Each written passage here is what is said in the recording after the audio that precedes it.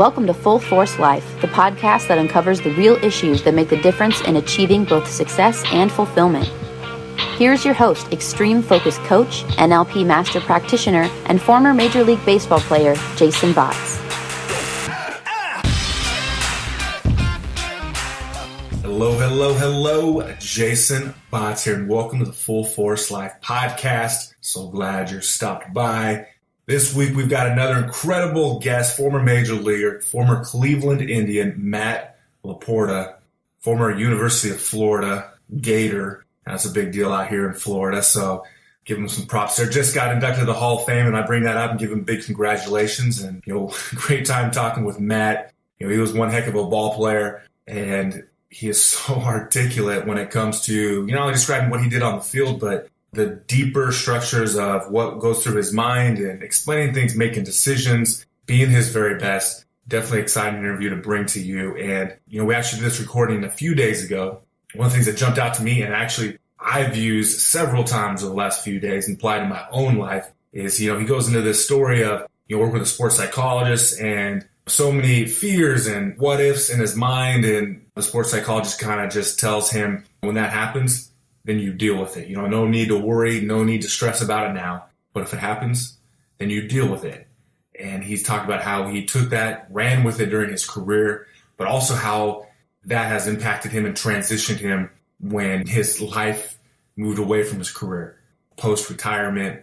And because I'll tell you, not just for professional athletes, not just for athletes in general, but when you grow up and you're obsessed and your whole life is about one thing, it becomes sometimes a part of you at an identity level. And when that happens, when you have to move on from it, or the role that it plays in your life changes, a player goes to being a coach, sometimes that could be devastating, a very, very hard thing to go through. And sometimes it takes people a very, very long time to come out of it. Unfortunately, some people fall into depression and a lot of other negative patterns. And when you have this mindset of just, if it happens, then you deal with it.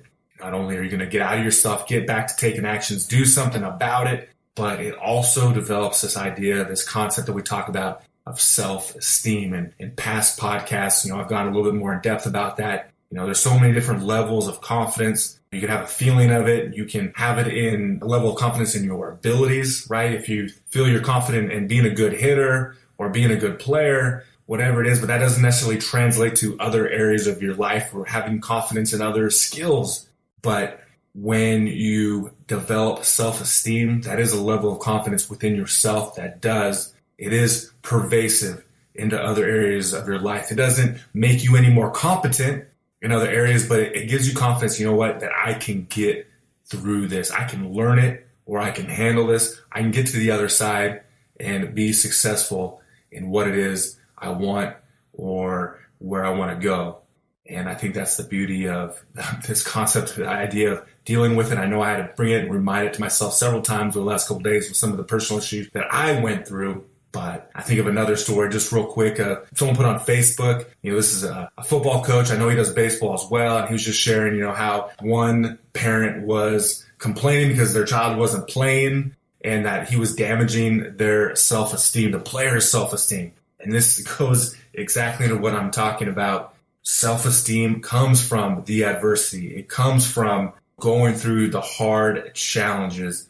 And it's not about being in the right situation, on the right team, playing well. That doesn't build self-esteem. That builds a lot of confidence in other things, but it doesn't build the true depth of self-esteem, dealing with that adversity, knowing that you can come out on top again and again, that you can take on a bigger challenge next time. So that was kind of my thing I want to share with you guys today, a little insight, but I'm very excited to bring you this interview with Matt.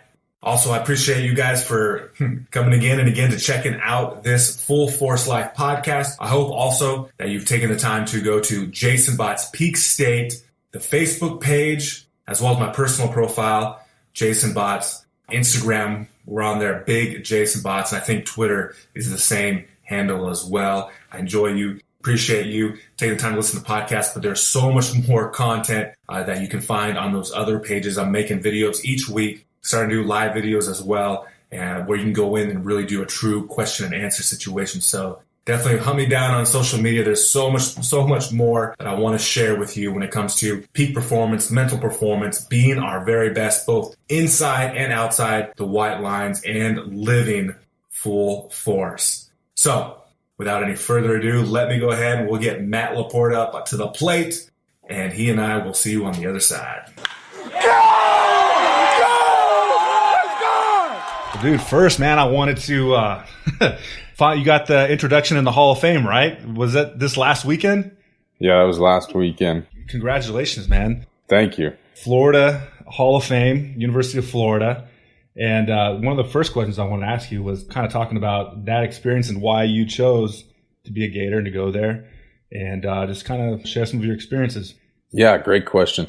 Originally, I never really wanted to go to college. You play professional baseball and you kind of know that deal. And really growing up, I thought that guys that went to college were, frankly, losers. They weren't. Delicately put. Yeah, I didn't think they were good enough to get to the big leagues, and that's why they went to college.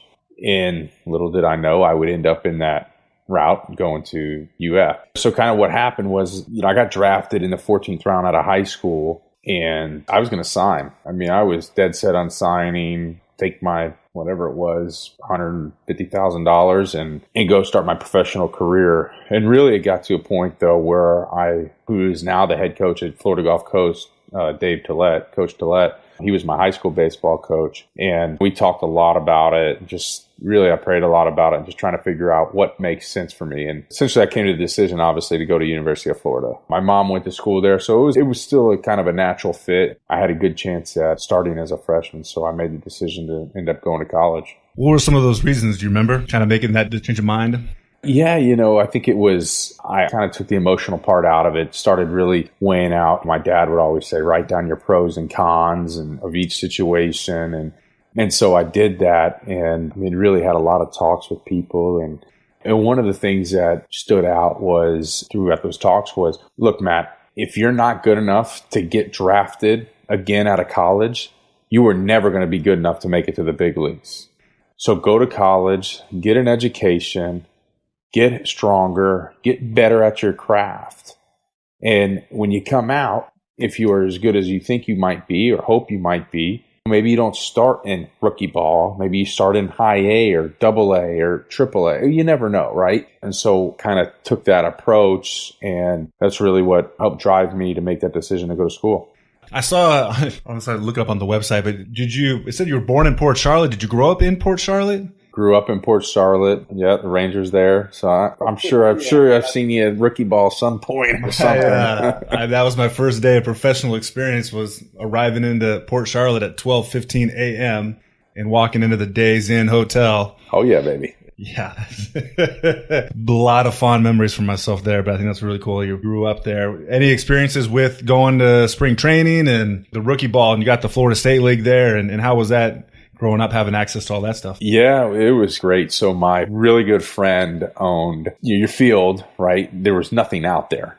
There was one house just that had one gators. fruit stand. Yeah, exactly. Ponds and gators. So there was this house that was right next to the field. It was my buddy's house. They had a fruit stand. You guys, a lot of guys actually remember that little fruit stand because it was right there on the corner, kind of when you turned into the stadium area. But anyway, we would go especially when spring training came around, we'd always go to spring training, the games, go to batting practice and collect all the balls so we could hit with at a later date. We were always there. We had it set up. So we had his little brother would stand on top of the fence and tell us when a home run's coming, and we're looking and trying to race to where it's at, fighting these old men, trying to get the balls, because obviously big leaguers are hitting with pearls. Mm-hmm. So we're trying to get all the balls we can. I remember we were in the minor league level, taking batting practice on those backfields and having to go out there and take the balls back from the little kids. I guess that's one of the differences of the minor leagues and the big leagues. Well, the minor leagues got to go out there and get the balls back from the poor kids. But were there any players you remember coming up through the system and going and watching at the games, following closely enough to remember names or? Yeah, I remember, obviously you had, not necessarily through the system, but you had Pudge.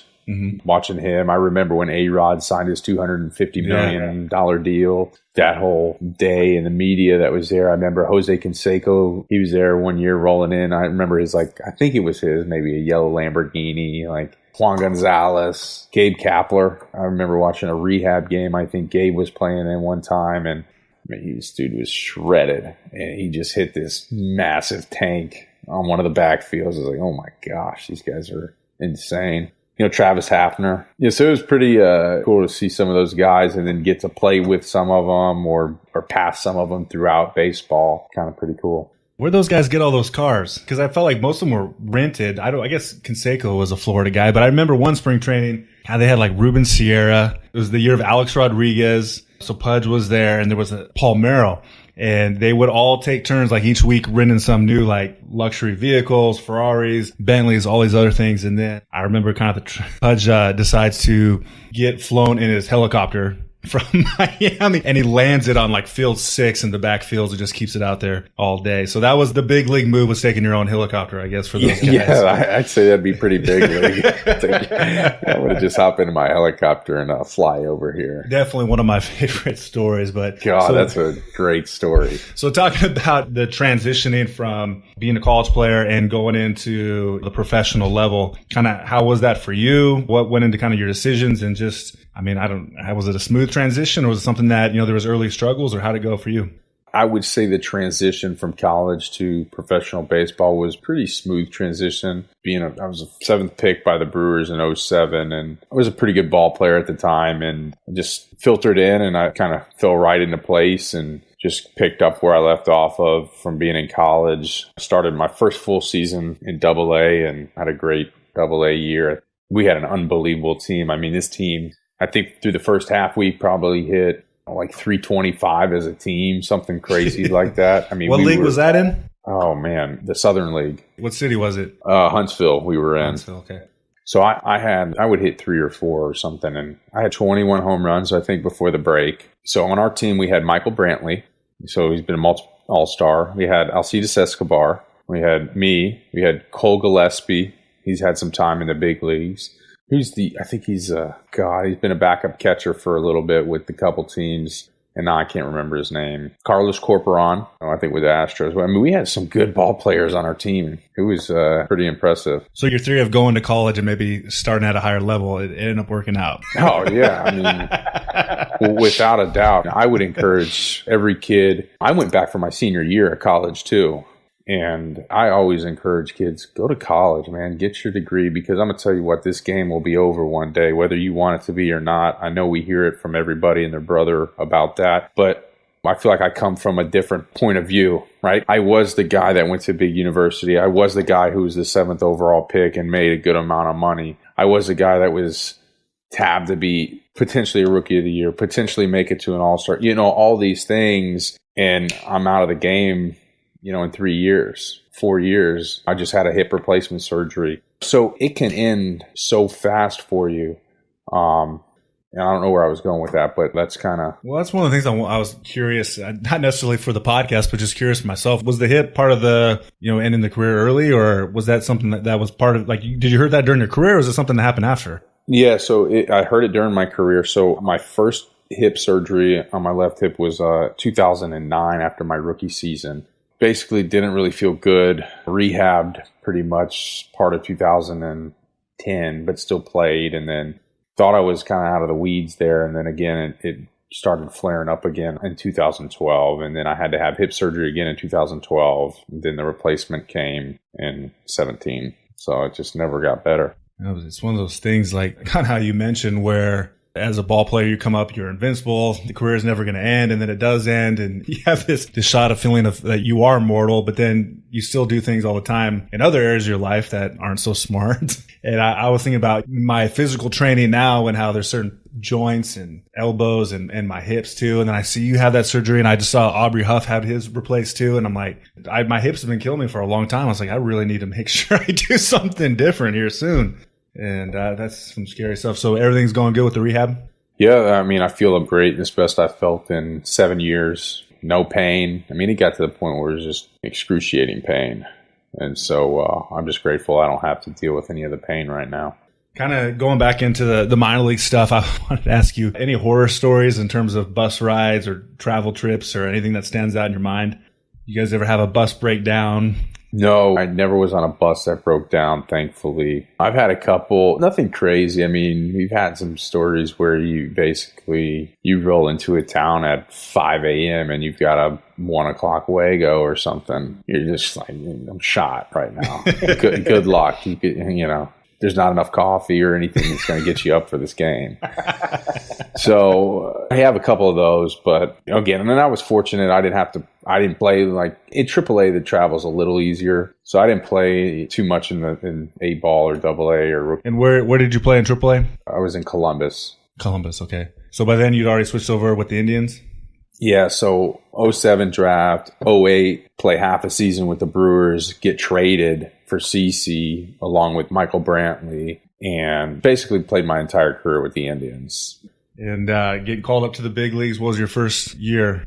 2009 was my first year. I got called up at the end of April. I don't start the first game. They I just didn't start. I was like, man, I'm like anxious. I want to get out there. But then I found out why I didn't start. They were just holding me back to face Verlander the next day.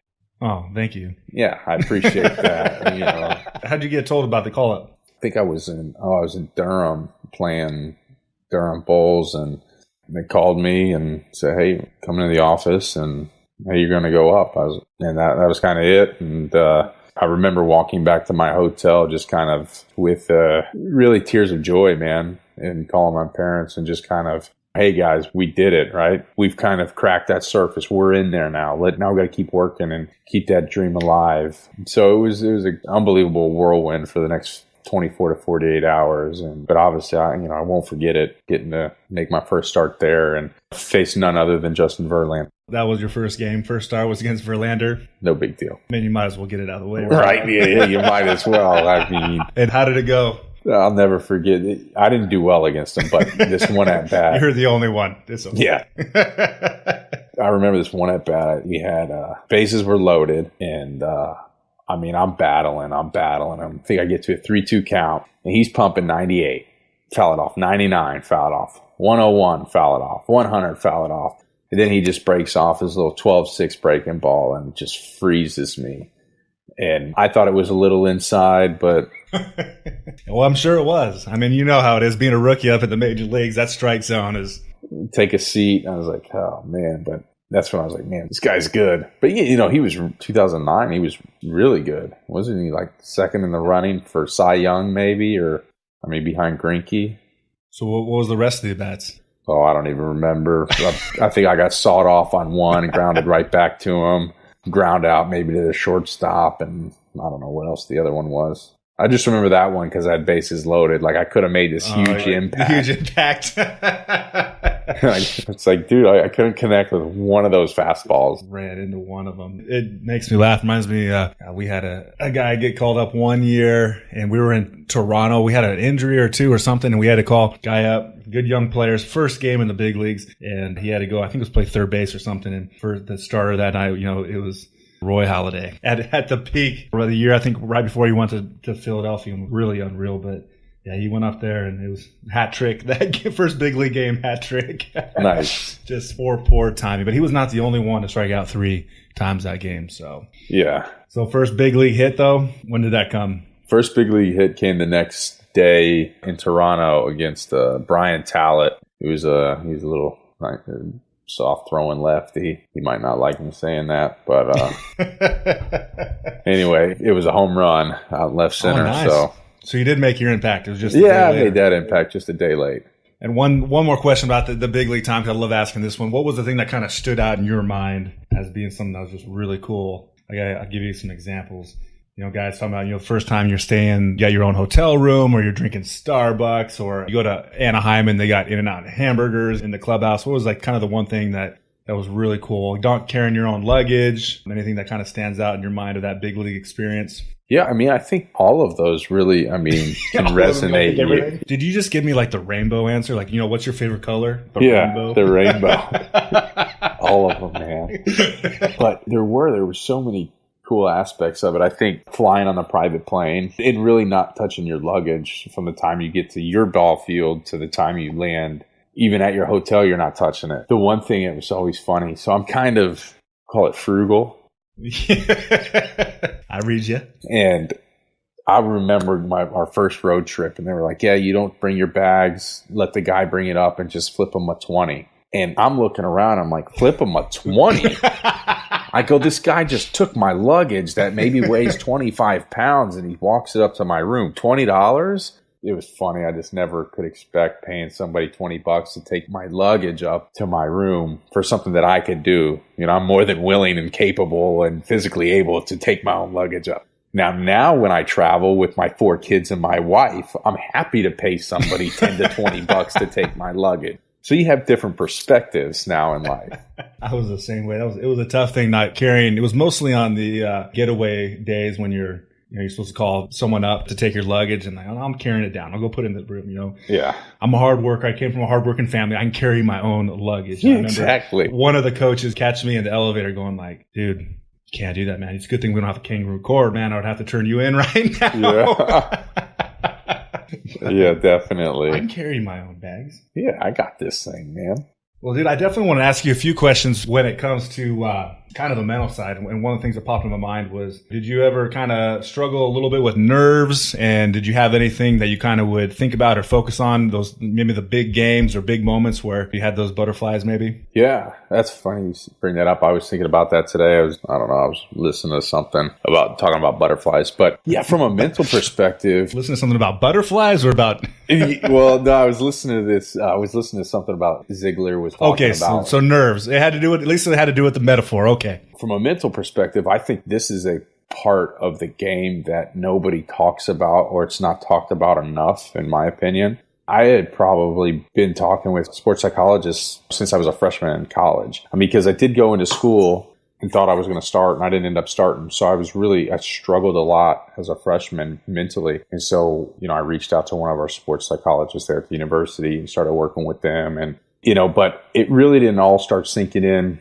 from a mental perspective until I was probably a senior in college. And this one guy that I started using was just incredible. And some of the main things he helped me focus on really was acknowledging that you're scared, acknowledging that you have fear of striking out or fear of not getting the job done, but then take a step back and go, okay, what am I going to do about it right now though? And then I would follow that up with, right now what I'm going to do is I'm going to see the baseball and I'm going to attack the baseball. And so that was my framework. Anytime I started getting a little anxious or nervous, I think a lot of people say, well, don't be anxious or don't be nervous or don't, that's part of nature. That's human nature. We need to be that. We should be that. We should have that little fear in there, right? I'm not saying being fearful of failure. I'm just saying that it's there. It's a reality, and acknowledging that. And I think it brought so much clarity to my life and the way I went about the game just by acknowledging that. And I could sense this pressure, kind of this weight fall off me every time I would acknowledge that fear and then go, okay, great. What am I going to do about it right now? And it was just, to me, those are some of the few things that really stood out to me from him that I think helped me become a better baseball player. That's beautiful. That's very well said. Is there anything else that you kind of remember from those talks, or something else that you kind of helped you with back then, or maybe at a certain point in your career, something else another sports psychologist may have mentioned that helped? There's probably a lot of things. The main thing that really just stood out was really that. I mean, I feel like I could really base a lot of my decisions in life about that. And I think everybody's different, and we all need to find kind of like our own coping mechanisms. How do we cope with different situations, and how are we looking at different situations? The other thing that he'd always say to me that I loved that helped me out a lot was, again, I got traded and I came to Cleveland there was a lot of expectations and pressure on me. Now, as athletes, we put that pressure on ourselves anyway. But I would always tell him, man, I'm struggling, I'm over whatever, and I'm afraid I'm not going to get a hit, or I'm afraid I'm going to punch out or not get the guy in. And he would always say, so what? What are you going to do? He's like, if that happens, you will deal with it, right? Like, so what if that situation happens? Whatever the circumstance is, let it be the circumstance. And then after that happens, just deal with it. Find a way to deal with it. I think a lot of people, that might be rough for them to hear, right? Kid may say it, hey, I just punched out. So what? Now go deal with it, right? Like, and to me, it just was so clear. It was like, so what if that does happen? So what if my dog dies, right? What am I going to do about it now? And kind of that, it's acknowledge the situation, acknowledge the outcome, but now what is my next task at hand? And to me, it just sank in, and really, again, another thing that offered a lot of clarity and peace to me. I definitely. So you would kind of describe that as kind of being your coping mechanism, kind of your attitude on how you saw poor result or something? Yeah. Or, here, I'll give you a better example. So my biggest fear in baseball was what happened to me, right? Not being a rookie of the year, never making an all-star, not ever a sniff of a chance of being an MVP, not making the millions of dollars that I thought, and being out of the game at 32 years old. That's my biggest fear. I would always tell people if I never made $50 million as a baseball player, I was a failure. Mm-hmm. Right? Think about that. What am I thinking? And now I play just in the big leagues for free, probably. Mm-hmm. So I would have these conversations with him. His name was Don. I'd be like, Don, God, I'm afraid I might not be rookie of the year this year. I'm afraid I might not this. So what? And if that happens, you will deal with it, right? Like, basically, don't worry about it now. If it happens, you will deal with it. If you're out of the game at 32 years old, so what? You will deal with it. I mean, it's true. I mean, I'm out of the game. So what? I had to find a way to deal with it. And I don't feel like I've dealt with it perfectly, but I feel like I've dealt with it in a really respectful manner and made the transition a lot easier than I think some players do. And that's not saying that to brag. That's saying that because I feel like I had a good coach who was a mental coach helped me walk through those processes even while I was still playing. Mm-hmm. As far as helping you to transition out of the game, or just that you got foundation of how to deal with stuff? Yeah, I think it was a foundation of how to deal with stuff, right? We're always going to have stuff that comes up in our life. Whether you're out back pushing a snapper for a living, or hitting home runs for a living, or throwing touchdown passes for a living, or charter fisherman, whatever, or a teacher. We all have stuff, right? He taught me how to deal with my stuff. And every day we've got stuff to deal with. We've got decisions to make. We've got things that happen to us. And are we going to be reactive, or are we going to be proactive about it? And I think the approach that I took and he helped me take was to be proactive about it, knowing that these things are going to happen. And when they do, and if they do, you're going to find a way to deal with it. Mm-hmm. So kind of just putting you in a state of being present and not worrying about what may or may not happen in the future. Just stay here now. And if it does happen, then hey, we'll stay present and figure it out. We'll deal with it. That's it. I love it. Well, you kind of mentioned everybody's different. And obviously, I think not only from the physical standpoint, the mechanical standpoint, but the work that I've done the last couple of years, I mean, everybody's different from a mental standpoint, too. When you bring up the idea of coping mechanisms and how people deal with things differently. And I think that's dynamite that you mentioned that and that you brought that up. But the one thing I also wanted to ask you, too, was about what was your intensity like when you were at your best, when you were kind of in your best state, your peak state, when you were performing? I mean, were you someone that was kind of amped up? Were you laid back, somewhere in the middle? I mean, how would you kind of describe it when you were at your best? Yeah, probably when I was at my best, I wouldn't say I was like amped up like on a 10, but I've never been like kind of mellow, chill type player, not really care. Like, I'm intense. Like, so 0 to 10. I'd probably say I probably played at like a 7. 7, okay. I mean, again, it was more, I was probably in the middle of, I was probably like a 6, 7, somewhere in that ballpark.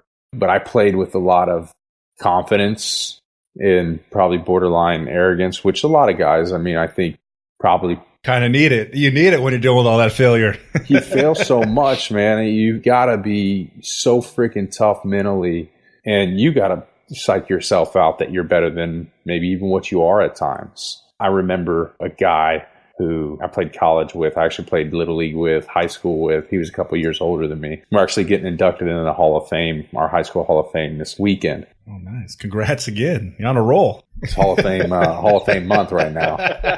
It's like God saying, hey, buddy, this is the close of your book of baseball. You're done. Okay, your playing days are done. There's one more weekend, isn't there? Can the Little League get you in too? Right. Let's throw that in there too. But this guy, he was a left-handed guy, little bit of pop, little bit of speed, great athlete, no arm. But he was the cockiest person I think I've ever met in my life. And I couldn't stand him, frankly. But he made himself better, I believe, than he really was because of his attitude, because of his just mindset. And again, I'm not saying for everybody to go out and do that. I mean, the guy I didn't care for him. Not in a bad way.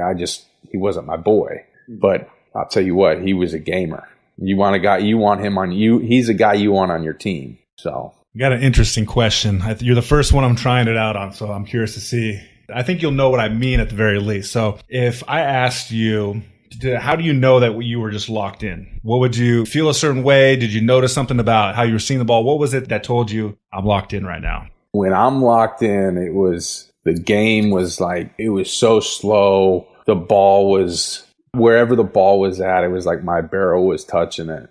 The game was slowed down. The ball looked bigger. It just kind of, I wasn't thinking.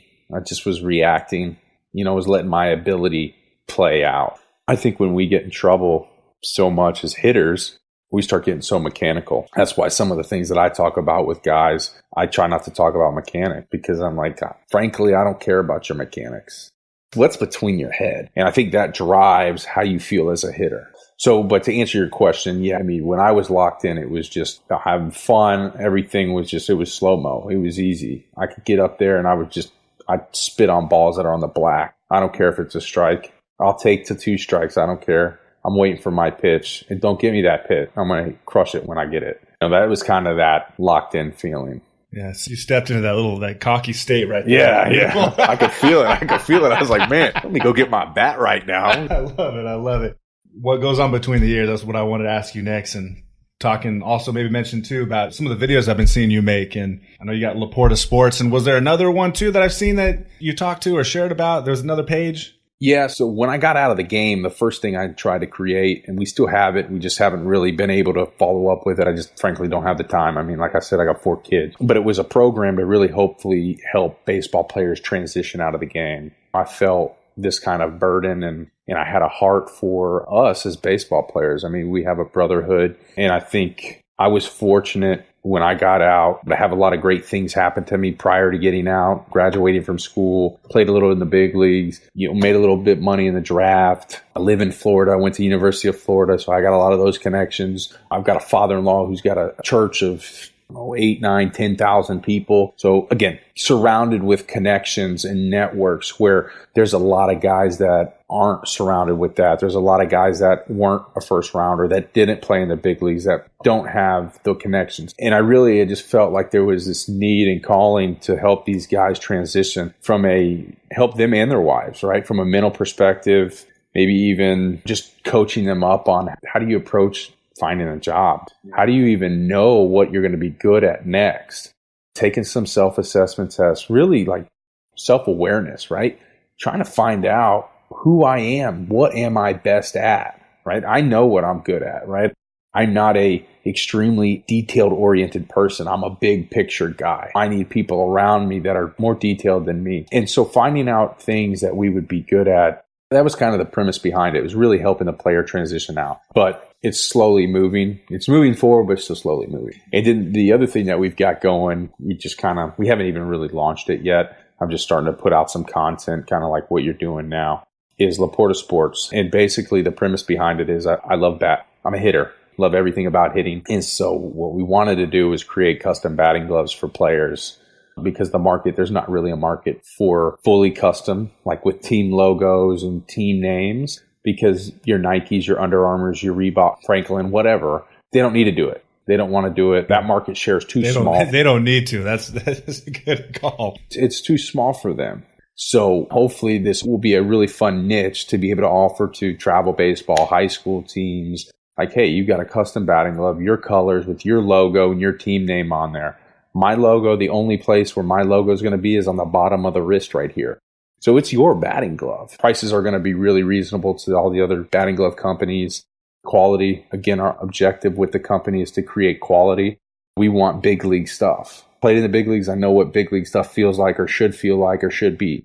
So we got the batting gloves, and then we're going to make wood bats. We got a wood bat company that will get all our bats made for custom bats for guys. And so it's going to be like this thing. It's just about hitting, basically, and about baseball, and just offering everything that I've learned throughout the game. And my perspective on the game is I've never really wanted to give lessons for a lot of reasons. One being, I don't have the time. I mean, I know there's a lot of lessons are given between 3 and 9 o'clock at night. Family time. It's family time. I got 4 kids. This doesn't work for me. So that's one reason. The second reason is, for it to be worth my time, I probably charge $100 an hour, $150 an hour. right? For it to be worth my time. And I'm not saying there's anything wrong with it. There's guys that do it and hey, man, that's fine. But for me, I feel like I've got value. I've been blessed with the gifts. I've been coached and taught, or people have taught me these things for free, basically.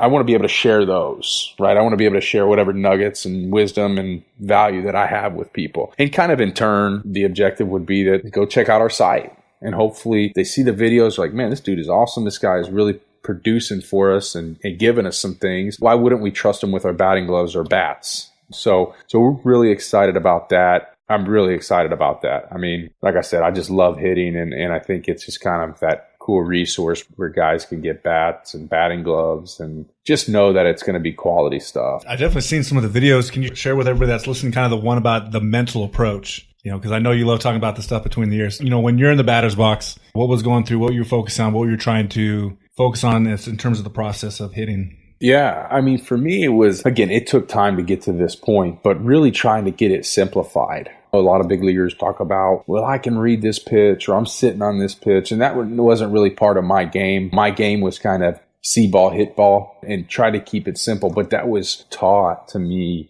again, through Don, who would really just help me from a mental perspective. It's like, look, teach yourself how to walk every day, right? You don't tell yourself, hey, Matt, put your left foot in front of the right and then keep doing that. No. He goes, it's the same thing with hitting. You've been hitting since you were 5 years old or 7 years old or 8. He goes, why are you trying to teach yourself how to hit and tell yourself what to do while you're in the batter's box, right? You're just clogging up your mind.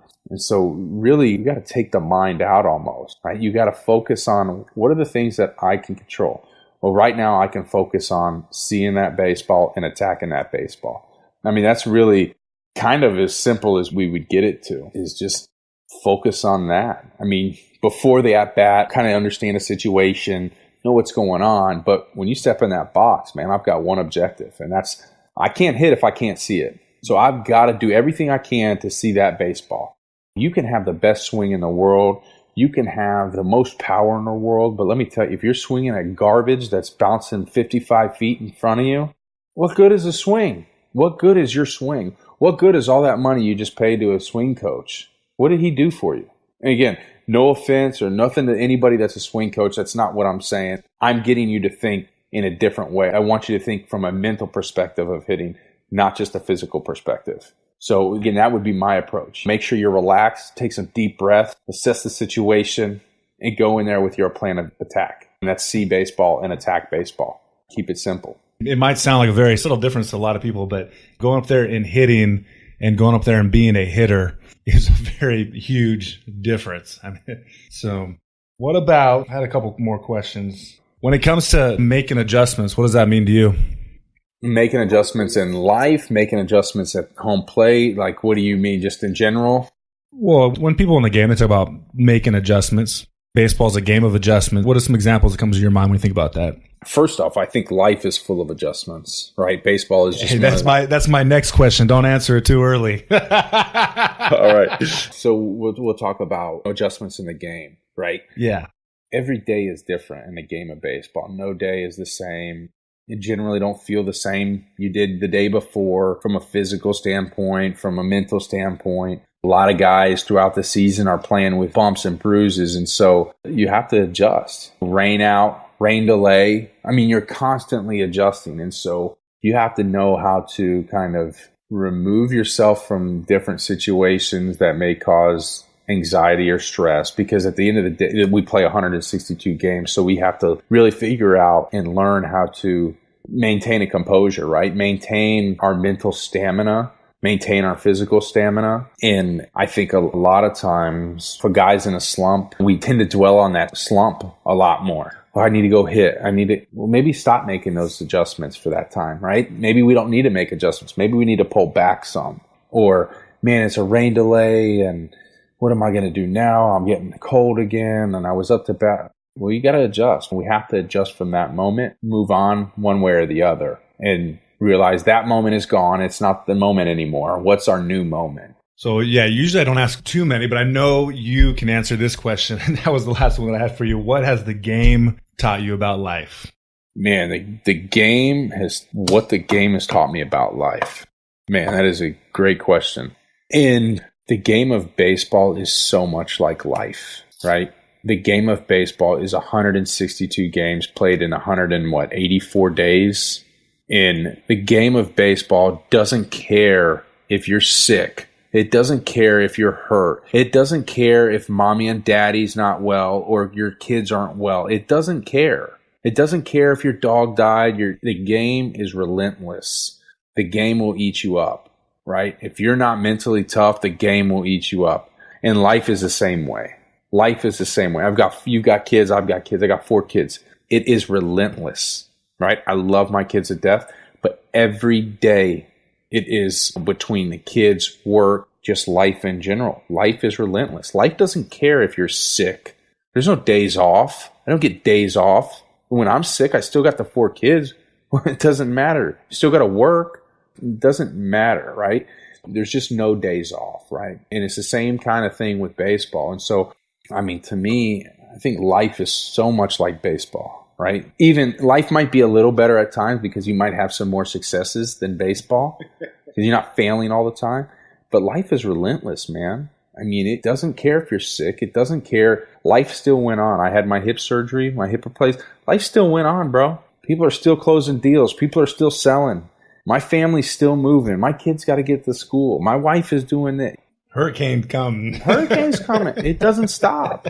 And if you let 1 or 2 or 3 or a week go by and life is beating you down, and you better find a way to crawl out of that hole, because I'm going to tell you, life will suck you in that hole, and it's tough to get out. What was the coping mechanism? What was the phrase you kept saying?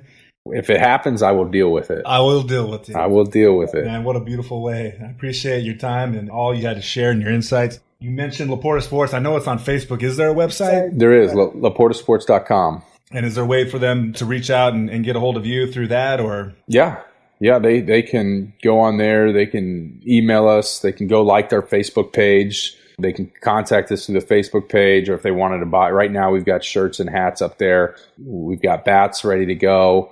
Yeah, you can go take a look. And again, we haven't officially launched yet, but in the next month or so, we will have that launch out. Once again, man, I really appreciate your time, and I know it's getting late.